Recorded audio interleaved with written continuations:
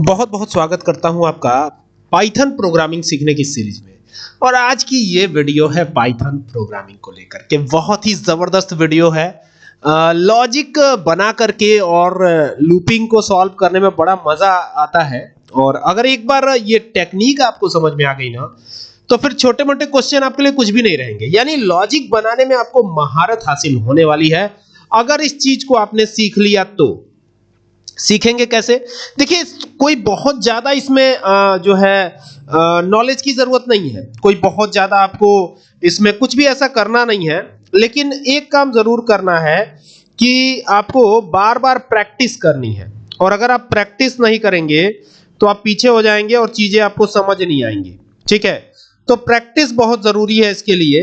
और क्या क्या चीजें करनी है वो सब पूरा डिटेल में एक एक चीज बताऊंगा। लेकिन एक बात याद रखिएगा, अगर आप प्रैक्टिस नहीं करेंगे तो ये चीजें आपको बिल्कुल भी समझ में आने वाली नहीं है। ठीक है, तो पहली और जो सबसे बड़ी रिक्वायरमेंट है वो प्रैक्टिस की है। ठीक है, कोई भी लूप का सवाल है, कोई भी लूप का सवाल है, जो भी लूप का क्वेश्चन आता है, लूप रिलेटेड क्वेश्चन आता है, उसके आंसर के लिए आपको क्या करना है? उसके आंसर के लिए आपको कॉपी लेके बैठना है, लॉजिक लगाना है। ठीक है, लॉजिक लगाए बगैर तो होगा नहीं कुछ भी। ठीक है, तो लॉजिक तो लगाना ही पड़ेगा। अब आइए देखते हैं कि क्वेश्चन पहले क्या है। ठीक है, तो क्वेश्चन यहाँ पे पाइथन ओपन करता हूं, आपको दिखाता हूं। अब चूंकि मेरे पास यही साधन है कि मैं आपको स्क्रीन ही रिकॉर्ड करके दे सकता हूं, तो यहाँ पे स्क्रीन ही रिकॉर्ड कर रहा हूं। ठीक है, तो ये हमने ले लिया इस तरीके से।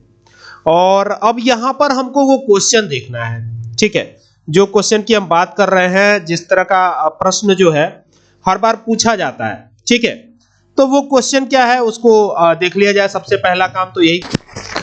तो देखिए, क्वेश्चन में यहां लिखता भी चल रहा हूं। फॉर, यहां पे लिखूंगा मैं, फॉर लूप से रिलेटेड क्वेश्चन है।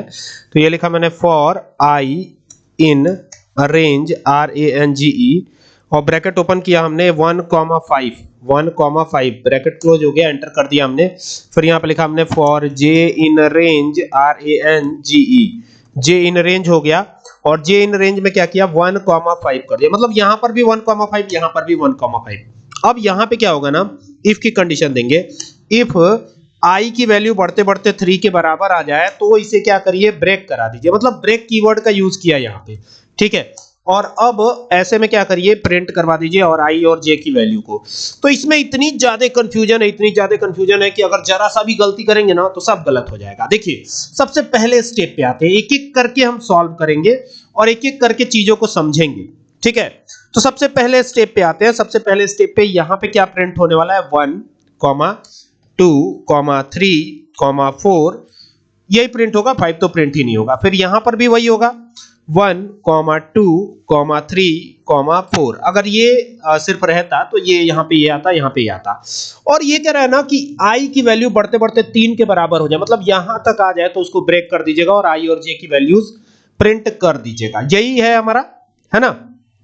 तो अब समझते हैं थोड़ा सा इसको। देखिए, सबसे पहले क्या होगा, यहां पर हर एक वैल्यू आई की हर एक वैल्यू जे के लिए चलेगी। ठीक है, यानी कि आई में अगर 1 है तो फिर जे में 1 ही है, ये तो क्लियर है ना। फिर आई में अगर 1 है तो जे में क्या है, जे में 2 है। और फिर अगर आई में 1 है तो क्या है, जे में 3 है। तो फिर यहां पर ध्यान दीजिएगा, जे में क्या है, 3 है। ठीक है, और फिर आई में अगर 1 है तो जे में क्या है, अब देखिए यहां पे तो 3 भी होगा। और यहां पे ध्यान देने वाली बात है, फिर आई में अगर 1 है तो जे में 4 है। यानी ये तो क्लियर हो गया, मतलब आई की हर वैल्यू जे के लिए चलेगी। ठीक है, तो ये हो जाएगा। और 4 के बाद तो कुछ होगा नहीं, क्योंकि 4 पे तो एंड ही हो जा रहा है ये। तो ये हो गया पहली वैल्यू। और दूसरा क्या होगा, अब 2 वाला चलेगा, आई की वैल्यू 2 वाली जे के लिए चलेगी। तो 2 है तो फिर जे में क्या है, 1 है। ठीक है, 2 है तो जे में 1 है। और फिर 2 है तो क्या है, जे में 2 है। ठीक है, फिर 2 है तो जे में क्या है, 3 है ना। तो ये इस तरीके से चलेगा। और फिर 2 है तो जे में 4 है, है ना, और 5 तो होगा नहीं। फिर i की वैल्यू जैसे 3 होगी तो ये लूप ब्रेक कर जाएगा और यही चीजें प्रिंट होकर रह जाएंगी। तो अगर हम इसको चलाएं तो आउटपुट शायद यही आएगा। एक बार चेक किया जाए तो हमें पता लगेगा।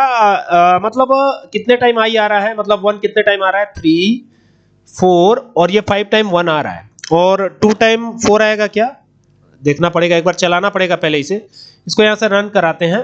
4 की वैल्यू 2 टाइम आएगी कि नहीं आएगी ये देखना पड़ेगा। चलाते हैं एक बार, देखते हैं क्या होता है। ये हमने चलाया इसको, और इसको किसी भी नाम से सेव करते हैं। ओ देखिए, जैसा मैंने बताया था बिल्कुल वैसा ही आउटपुट आता हुआ नजर आ रहा है ना। आप देखिए कि i की हर वैल्यू, ठीक है, अभी तो आगे भी जाएगा, ऐसा नहीं है कि आगे नहीं जाएगा, क्योंकि i की हर वैल्यू j के लिए चलेगी। तो देखिए यहां तक तो समझ में आ गई होगी बात, 1 वाला तो समझ में आ गया होगा।